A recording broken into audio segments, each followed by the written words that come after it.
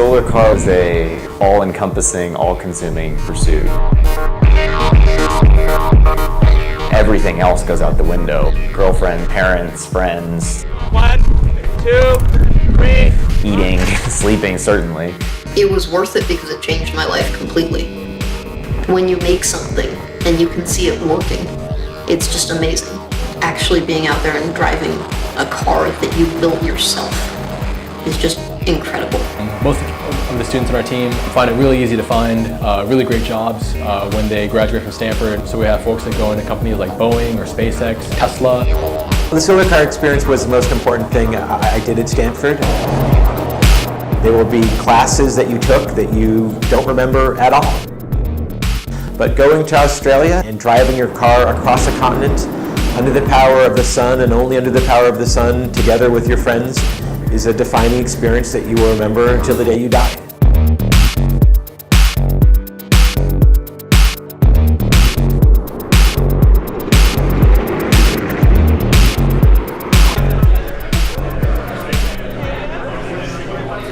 So I'm really excited to be here today. We're here to celebrate our 25-year history at the Stanford Solar Car Project. The Stanford Solar Car Project was founded in 1989 here at Stanford by some really driven engineering students. It's an entirely student-run group. What we do is we design, build, test, and then finally race solar-powered vehicles. So we compete every 2 years in something known as the World Solar Challenge. It's a really large event held in Australia. We are required to drive 2,000 miles across the entire Australian outback just using solar power alone. It's a really competitive event. It's really difficult. This past race was one of the most exciting in our recent history. Our latest car, Luminos, which raced in the 2013 World Solar Challenge, this very grueling race, it did very well.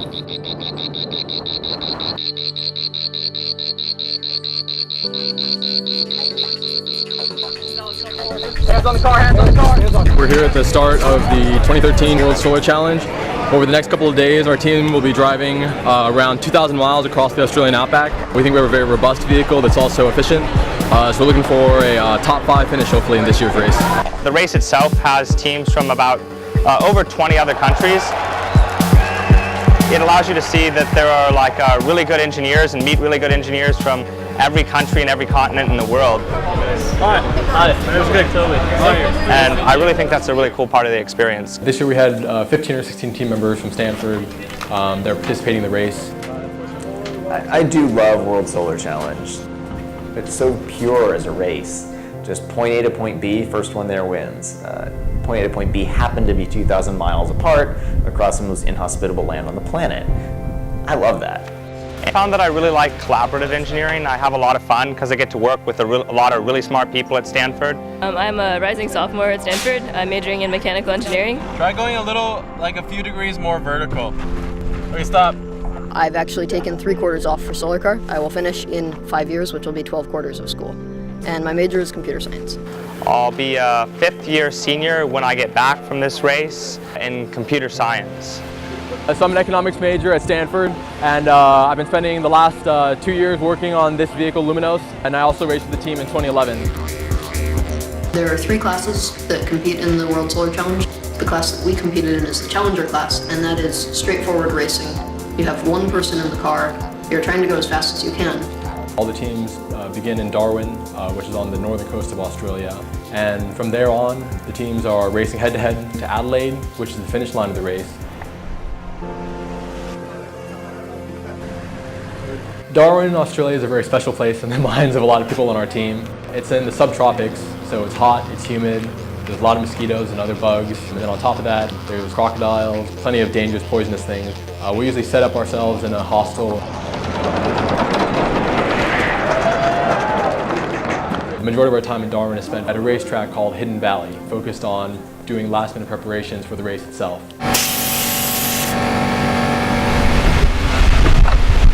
I'm Max Praslin from the Stanford Solar Car Project. I'm an electrical engineer on the project, and I've been working with the team for about 2.5 years. I joined actually about exactly a year ago, and just the fact that I'm here in Australia now is pretty crazy. In the World Solar Challenge, the teams that place in the top 3 will actually receive recognition and a big medal. So basically, The gold, silver, and bronze teams are kind of the top teams the next 2 years throughout the globe. For the last 6 or so races, there's been 2 teams that have traded back and forth winning the World Solar Challenge. The Dutch team, Nuon, and also the Japanese team, Tokai. And then the University of Michigan is also another top team. They've consistently been in the top 3. There's always naturally a little bit of a competition between Michigan and Stanford. We were focused on them. We wanted to beat them. They wanted to beat us. That's a good rivalry. Michigan is a fantastic team, and Michigan provided all the incentive we needed to sort of pull those extra late nights. We were kind of in the dark with respect to Twente. We had gotten to know these guys, and they're really funny people. Yeah, definitely one of the fastest teams in the whole race. Very good team, master students. In the Netherlands, they take a year and a half off to do it. They build a beautiful car, race is very fast. One of the cool things about our team is that we're completely student run, and our university involvement is really there to support us, not to direct us. A lot of these other teams are run by professors.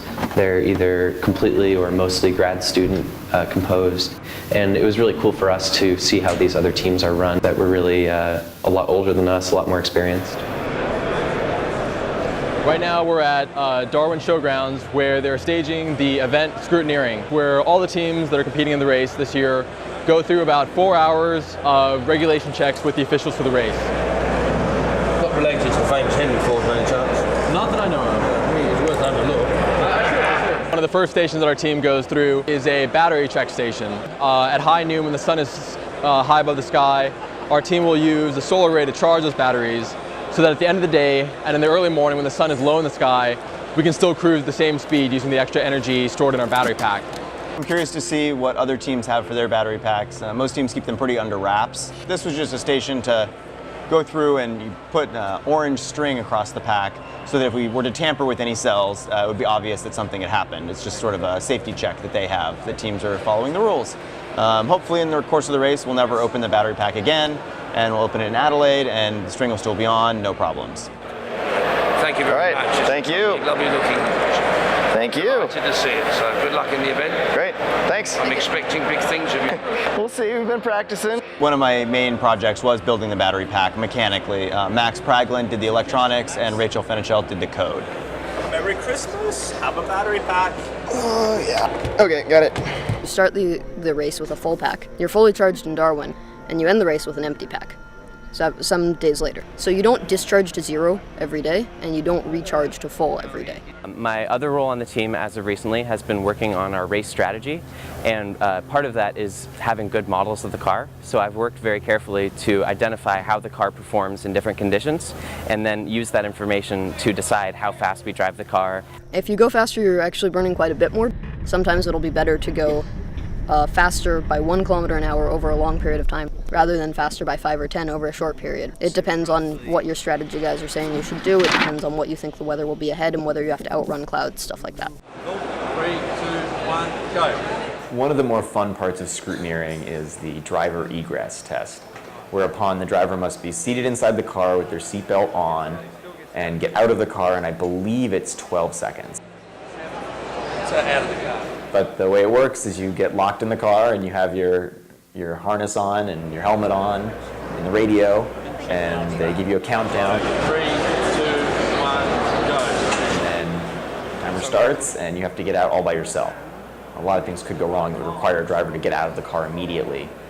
Most obvious being some sort of a fire in either electronics or in the battery systems, which do happen. With Luminos, it was pretty easy to get in and out of.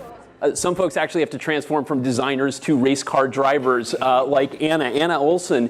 One of the roles that you played in Australia was that of driver. And can you explain for everybody, what is the experience like of driving Luminos? One of the most challenging parts about driving the solar car is that it's extremely boring. Your only job is to sit there and keep the car between 2 straight lines on the road. There's basically no air movement inside the car. You're basically sitting in a little black carbon fiber box. It's definitely unpleasant, objectively speaking, but at the same time, you're driving a solar car across Australia. That part never gets old for me. Our organization has kind of a dual purpose between providing educational experience for the students on the project and making a really high performance vehicle. Should I redesign this? Should I do something new? It would be a little more educational for my members. So really navigating the trade-off between good race performance and doing things that are new is probably the toughest challenge. My name is Alex Tilson. I'm a 1992 graduate of Stanford. So I was at the very first meeting that the Stanford Solar Car Project has ever had. It was freshman year, 1989. No one had built a solar car before. It's first drive we're doing in Australia. I was the first to take the car to Australia and the World Solar Challenge in November of '93, where we were 13th, I believe, out of 40 that started, roughly. And that remained the Stanford speed record across Australia for 20 years, much to our surprise. The teams that went subsequently didn't finish. I know at our company, our entrepreneurial success, I partially relate back to the solar car experiences. It taught me a lot as a leader, taught me a lot as a manager, taught me a lot as an entrepreneur, taught me a lot as an engineer. The solar car team and technologies are usually ahead of their time in terms of looking at the next best generation of batteries, the best solar panels, best motors and efficient converters, things like that. Most of my involvement with the solar car team was toward the end of when I was at Stanford. I had many friends that were part of that team throughout my time there, and I recruited most of the people from the team when we started Tesla, and was a key thing in the beginning of Tesla. I think it matters more than most classes you could take. I mean, it's one of the things that even today at Tesla we look at on resumes and place it higher than perhaps GPA, or even perhaps higher than what classes they decided here and there. So the process of getting our solar car from basically a blank sheet of paper with no ideas yet to having a vehicle that can be ready to race across the Australian outback takes our team about 18 months. It's a very quick cycle. We'll spend about 3 months doing preliminary design work. Once we get to the mid-fall, we'll start doing some of the manufacturing work. The vast majority of the components in the vehicle we actually manufacture here on the Stanford campus. For example, the carbon fiber composites, we ramp that up in the late fall going into the winter. Basically the entire vehicle's composite monocoque chassis and exterior shell is made out of carbon fiber. We have a lot of titanium components in the vehicle. We have very high efficiency solar cells on the top of our vehicle and the solar array. And our team usually spends about 2 or 3 months doing testing here in California for the most part. For example, we'll spend a lot of time in the Central Valley where there's a lot of open farmland where our team can do testing that's a lot more similar to the Australian outback.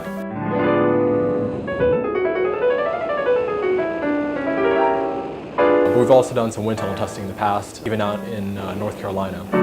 Key word for that cycle was testing, testing, testing. We actually put the full length of the race on the car in test miles in the United States, which is a challenge most teams haven't been able to accomplish.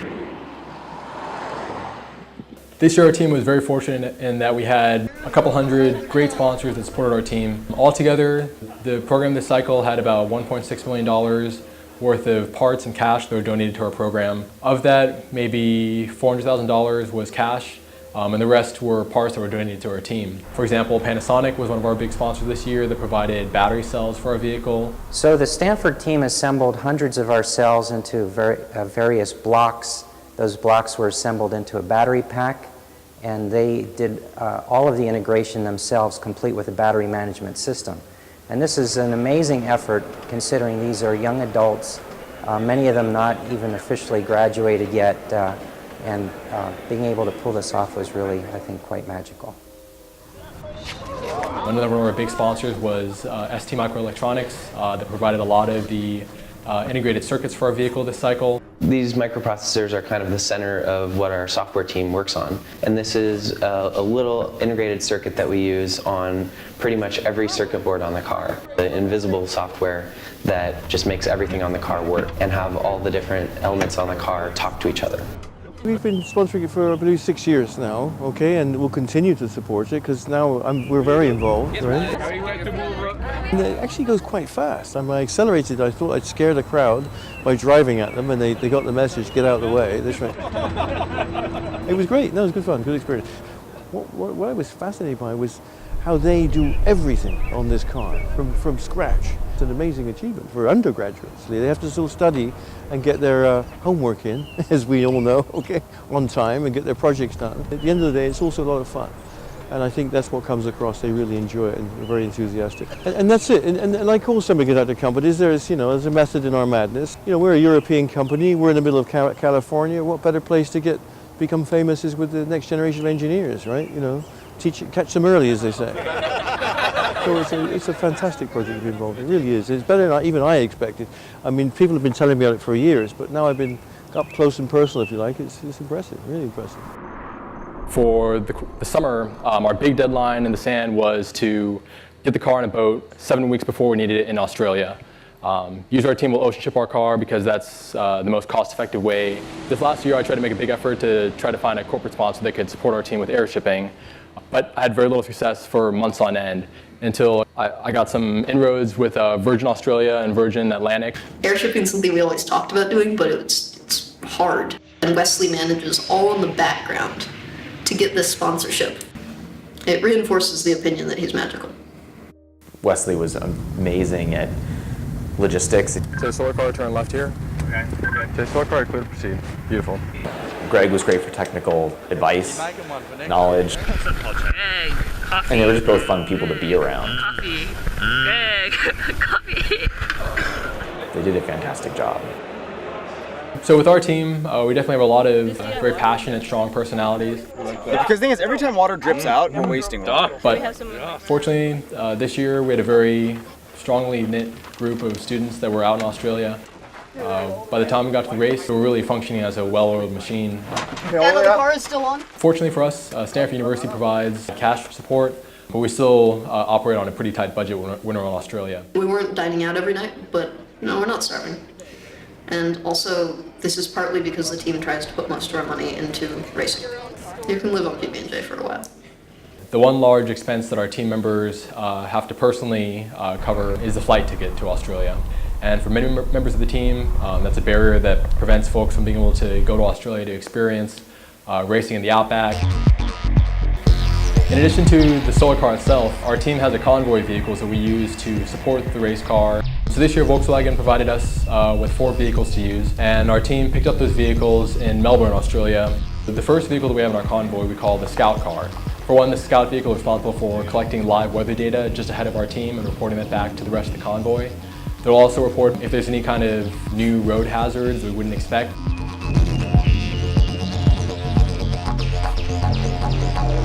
Australia does have a lot of kangaroos, and they're actually primarily nocturnal creatures, so they'll kind of get attracted to this road surface at night when the road is warm and the weather's cooled down a bit. And the problem with this is that there's road trains, these 3 or 4 trailer long semi-truck configurations.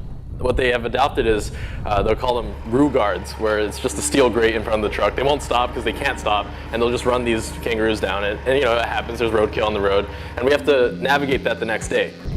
The next vehicle in the convoy is called the lead vehicle, and this vehicle will run maybe 500 yards in front of the solar car itself. And then just behind the solar car is the chase vehicle. And the chase vehicle is usually kind of the headquarters of our race convoy. And then the final vehicle that we have in our convoy is our trailer vehicle, which we use to carry all of our tents, all of our camping gear, and also some of our race equipment as well.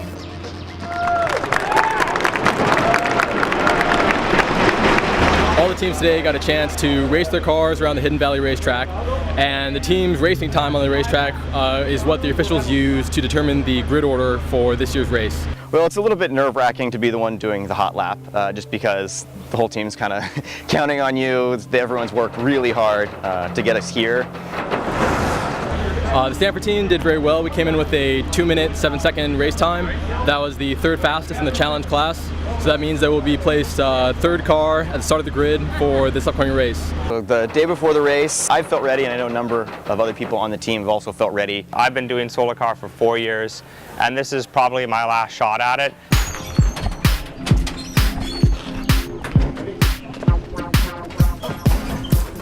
So today is race day. It's a little surreal to be here. We're all obviously very pumped up, a lot of adrenaline flowing. None of us have slept all night, waking every hour in anticipation of the day. We're just really excited. It's going to be a great race and a wonderful way to see Australia. We hope to win. I'm excited, our team's excited. I'm feeling good, got a good night of sleep, and we're ready for a long race. You kind of start to reflect a little bit on 18 months of everything. I mean, the sleepless nights, the joy of something working, the bickering about what is the best design, what's not the best design, just the agony and the ecstasy of it all. So my parents have decided to come to be the, as they call it, drive the chuck wagon for the team. Like my wife says, we're chief cooks and bottle washers. We're making sure that the team stays full. We're the cookies. They'll be making our food and just handling the food logistics for the whole trip. The nice thing about that is it means the team doesn't have to worry about food. They can take a big chunk of work off of the team and leave us to sleep and make sure the car goes really fast. Really excited. It's been a long process, and here we are. The door was, at Thanksgiving 2 years ago, was a piece of cardboard, and he was, designing it. So it's just fun to see it go from the idea to this. The other guy that came was named David Olson. He was a fantastic asset to have because he knew outback weather really well. I believe that at the present time we're looking at some bad weather towards the last day, what we hope to be the last day of the race. If we can get there and fast enough, we should be able to avoid the worst of it. And then if we don't go fast enough, we could run into some bad weather near Adelaide.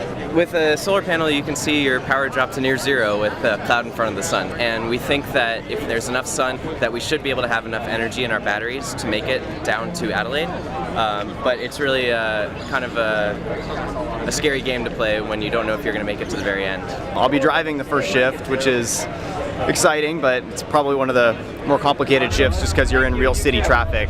The nice thing is I've got, the convoy knows what to do, we're rehearsed at this, we've done this, we're ready to go racing. On the first day of the race, the teams are released off the starting line every 30 seconds or every minute or so.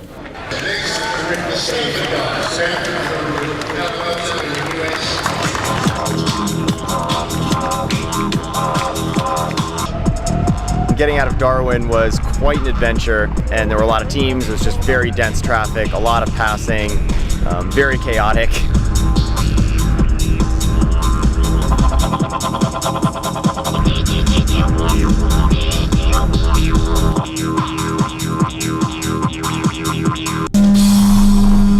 Over the course of the race, there's 9 or 10 control points that teams hit in the biggest cities on the Stewart Highway every few hundred miles. The biggest cities might be a city with a population of 30. As the teams come in, their racing clock will stop for a period of 30 minutes, so teams can buy food and water for the next day of racing, refuel their escort vehicles.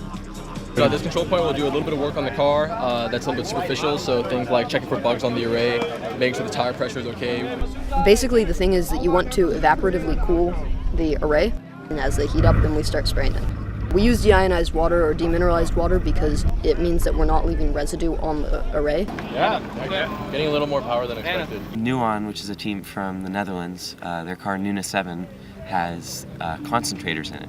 So these are magnifying devices, and that gets them a lot of extra power. It's legal. You do get a lot more sunlight onto every cell. Nuna and Twente are in front of us. We passed Michigan a short while ago. For Michigan. Yeah, Michigan's way back. They just pulled in. Yeah. So we have pretty good sun coverage right now. There's a bit of clouds, but based on our weather data, the clouds should clear up pretty soon, and hopefully we'll have clear blue skies between here and the next control point.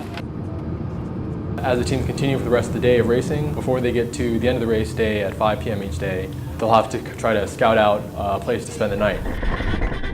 So what the team will do is quickly pull their vehicle to the side of the road, and then oftentimes what they'll do is they'll take their array of the car, the solar panels, and try to prop them up so they can point the solar panels directly at the sun for the last final hours of the day.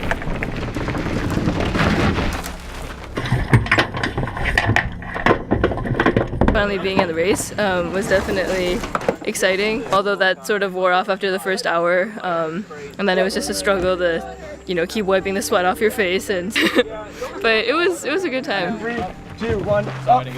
We're 4th now currently, and ahead of Michigan. Good. I got to pass Michigan and looked over and grinned at their car when we were driving by. And as long as we stay in front of Michigan, we'll be happy for now. ミシガンの前で撮りたいっていうのを走りたいから、その後。今僕らミシガン。Well, is Michigan back behind you, is that it? Yes, Michigan is just down the road a little ways behind us. Oh, we didn't see that. We missed it. Oh no. Good to know.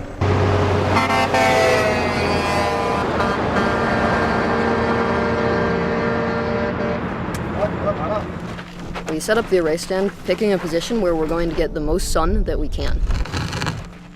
We need to rotate the back of the car closer to me. What they can say is, okay, I think that you should go up by this amount, and that's kind of eyeballing it based on angles that we can see. All right, that's pretty good. But then after they say, I think we should do this, they can actually check. We have a telemetry system, and so we're getting data from the car directly to a laptop. I can see the numbers. They can say, okay, we're getting 5 more watts than we had last time, so this is a good angle. Ready for food. And then looking forward to the stars out in the outback. That's one of the coolest parts about camping out here.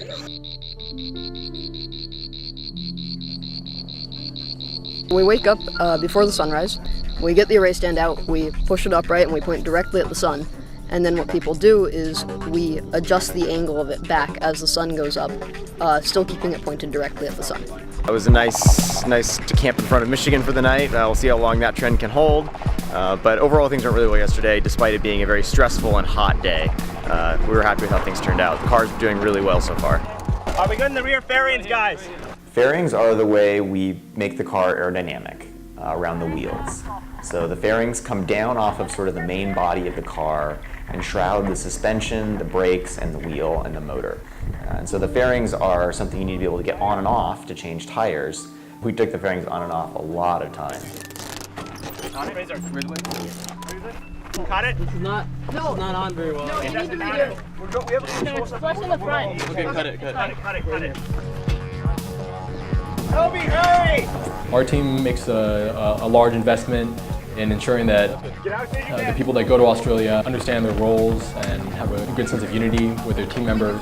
There's definitely other teams that may have a lot more drama, so as much as we can, we try to avoid any kind of conflicts we would have at the last minute when it comes down to actually racing across the outback.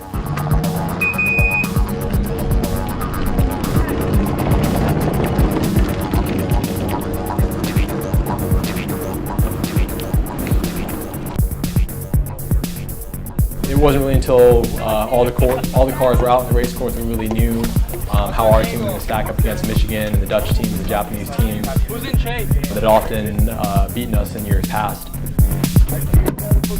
This year, the Stanford team had a couple of alumni from our project that were tagging along with our team, most of which were from Google actually. They were rooting our team along. They were also doing some recruiting at the same time. What SolarCar does do that's really good is it's just the absolute best training ground for new engineers to really get some experience under their belts before going off into the world. The last few people who have joined the Google X, well, self-driving team mostly, have been from like the Michigan SolarCar team, the Minnesota SolarCar team, and the Stanford SolarCar team. I guess I should say that SolarCar is about like 95% of the reason why I got my job.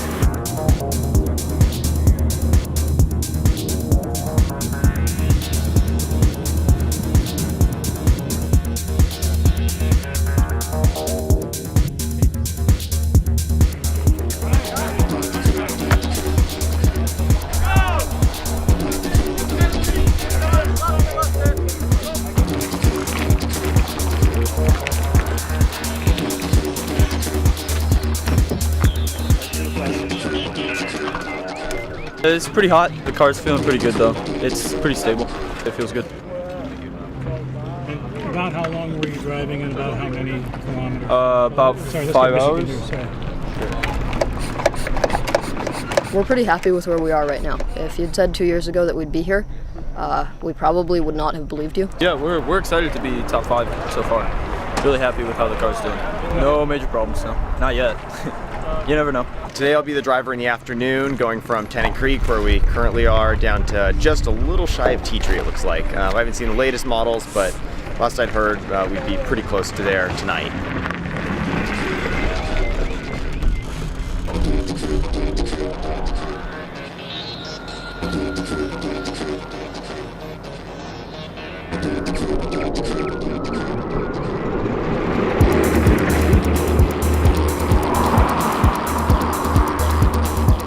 We're in the outback now, and you can kind of tell. So it's a little more sane driving. You can run your own race now, as opposed to having to jockey with other teams a whole bunch. So it's a little more relaxed in that sense.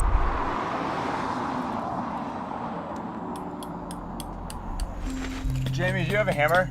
Yep. So we're camping up for the night and getting ready to eat some steak. How's this? That's half a beef. Michigan's still an undetermined but few kilometers behind us. So that's kind of fun to still be this close at that point. And Twente, we think, is about 20 to 25 minutes ahead of us. It's nice to be within 30 minutes of a podium at the moment. Good morning, sir. We're gonna have to have a lot of people though to make sure it doesn't. It's gonna want to tilt like this and hit the tail. Famous Outback recipe. Ready for flipping? Yeah. It's containing kangaroo. These I pancakes. got the baby wallaby batch. Baby wallaby batch. Yes. Okay. Yeah. They're good. Dude, they're mad tasty. The food has been very good. I definitely can't say I was expecting to eat this well in the middle of nowhere. On this laptop, I have a set of graphs and numbers that are reading live data off the car. Okay, solar car passing on the right. And the idea is that by looking at the live data off of the car, I can match that up to our predictions that we've made. So within a few minutes of noticing that we have more power in our battery than we had originally planned, I can look at our numbers, see what speed we should go to kind of match our predictions. The biggest city that our team hits over the course of the race is Alice Springs, which is right in the center of Australia. The Stanford team is well over halfway through the race now. We've been cruising anywhere between just over 85 kilometers an hour on a daily basis right now, which is fast for our car, fast for a lot of teams. All right, brakes. My name's Peter Collins. My duties as an observer is to observe the activities of the team and record anything that might be a little bit out of the abnormal and pass it on to the officials. So since leaving Darwin, I've been with 3 different teams. It's good fun, and of course coming home with all the teams is a wonderful experience because you do meet some young people who are our future, and I think it's rather exciting to see them at work. Oh, you found some wood. Got the Barbie going. So yeah, if they're little, you don't. We're just trying to get them more like half size. 9, 10, perfect. I cut the carrots and I got somebody to cut the broccoli. We're having curry tonight. I'm done. Our team is aware of some teams that have probably dropped out at this point in the race.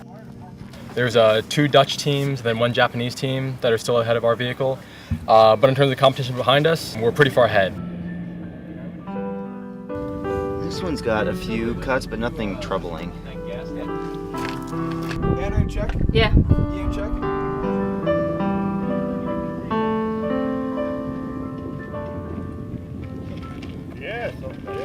Everything has been going very well so far. The car has not broken down. We've been sticking within a few kph of our projected speed from the first day. We have plenty of battery pack. There's a lot of good sun right now. It looks like we're going to keep up a tailwind until we get towards the coast. And from there, it's kind of questionable what will happen. We're looking at a storm system kind of rolling in from the ocean when we arrive in Adelaide. So looking forward to another day of driving really fast.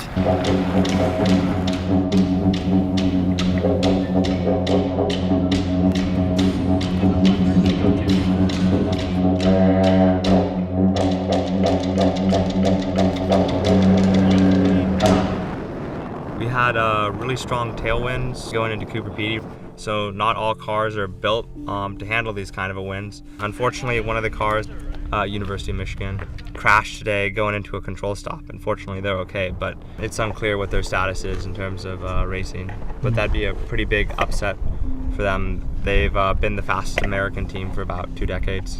We started the day 45 minutes behind Twente and are now 5 or 6 minutes behind him. It's cool to be right up there, neck and neck with another team. It's pretty weird after, 2,600 kilometers to be right on someone's tail. I think everyone is starting to get a bit tired of camping in the outback.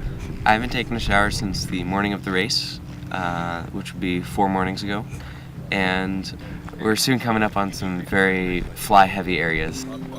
I'm not a fan of the flies. Tomorrow's going to hopefully be our last day of racing. The next day we knew it was going to be cloudy, but it was a question of how much cloudy we would have to deal with and when and where the rain might hit us.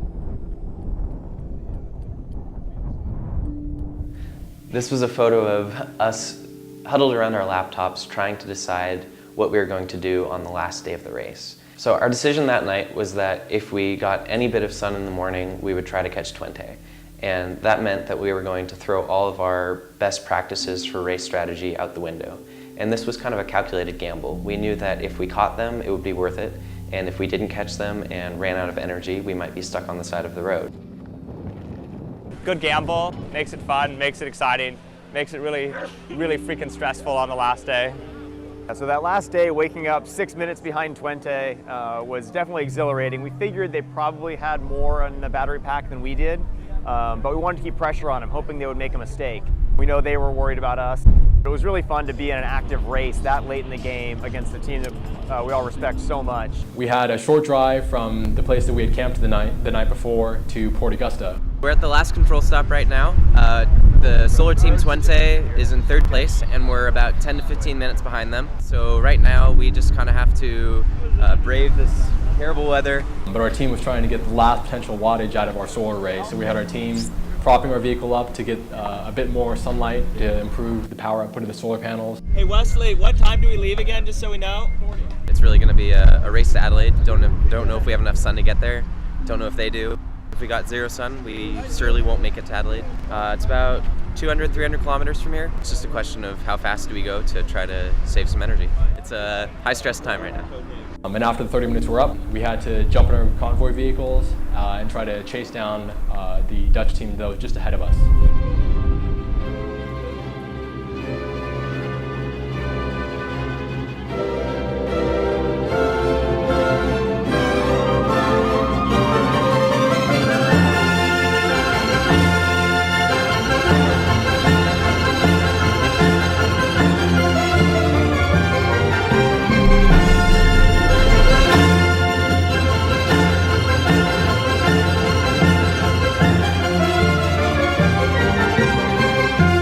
So the rules of the race dictate that we must always be traveling at least about 35 miles an hour when we're on the road. And for the last day, we went about 35 the entire way. The most stressful point in that drive from Port Augusta to Adelaide was when the motor had started to cut out already, meaning that it was very low in battery pack. And we're coming up to the largest grade on that section of the track or the race course, and we were at the bottom of it. And it was raining very hard. My vision was highly obscured by fog, so I couldn't see very well. About halfway up, I realized, uh-oh, we're not really gonna make it. Luckily, there was a little rest stop and a pull-out at the top of the hill. I personally needed to use the facilities as well as wipe out the condensation inside the cockpit, but once we got to the top, it was literally downhill from there. Fortunately, we only had to stop twice briefly. Unfortunately, the Dutch team Twente ahead of us had a bit more energy, and they were able to pull away from us on the final day of racing.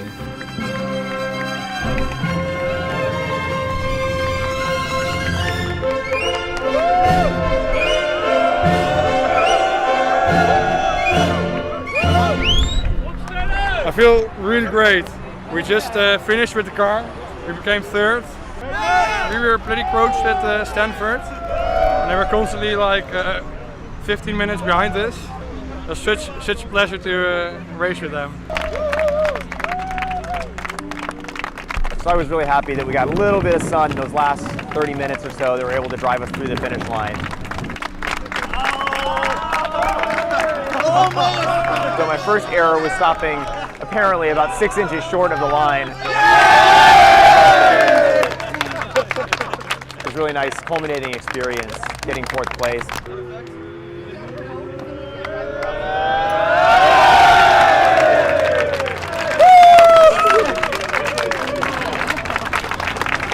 Last drive I'll ever have in a solar car. To America's #1 solar car team!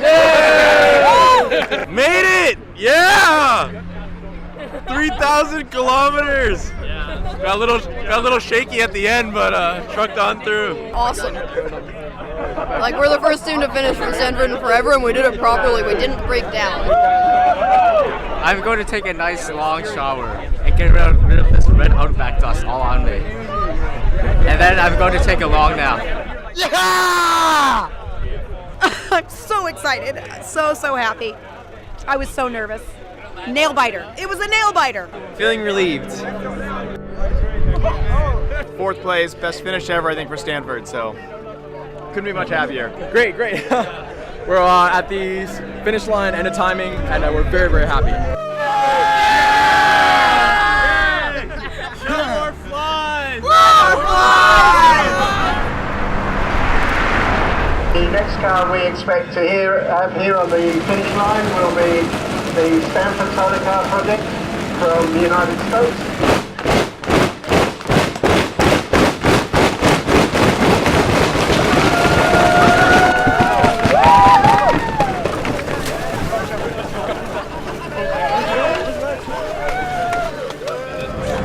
So what happens here is the Chief Energy Scientist checks all the battery seals. Thank you very much. I like this pack, it's nice. Not a speck of dust or anything on it. Congratulations, it's a very nice pack. Thank you. Yeah, it's really good.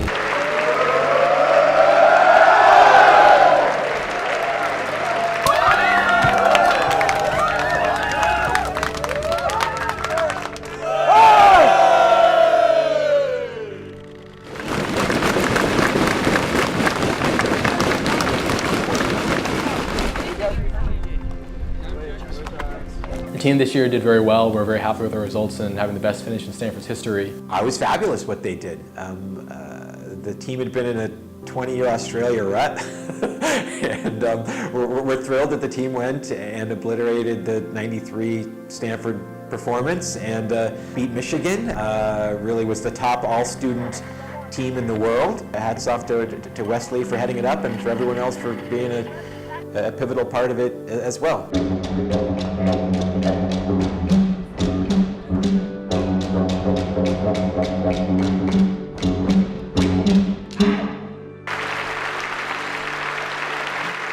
There's also usually an award that goes to teams that are recognized for their, spirit in the event itself. The 2013 Bridgestone World Solar Challenge, the David Fuchak Spirit of the Event Award, is presented to Stanford.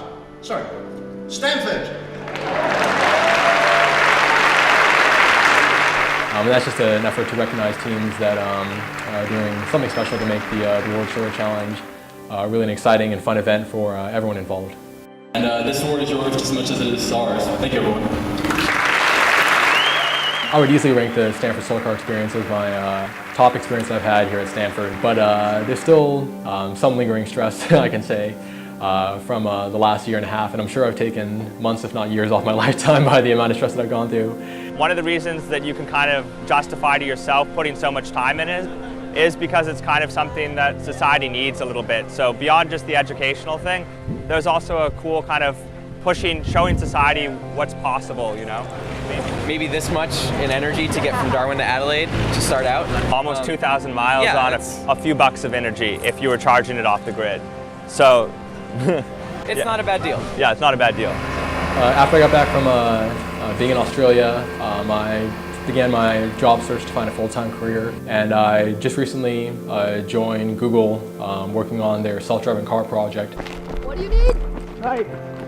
So I'm graduating in June, going up to Yosemite for a week to relax, vacation, and go hiking.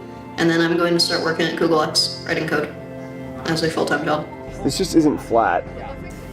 Yeah, I was working at Tesla the spring and summer leading up to the race. So now I'm full-time at Tesla in the battery design engineering group. There's no question that I would not have gotten my very first internship at Tesla without what I learned at Solar Car.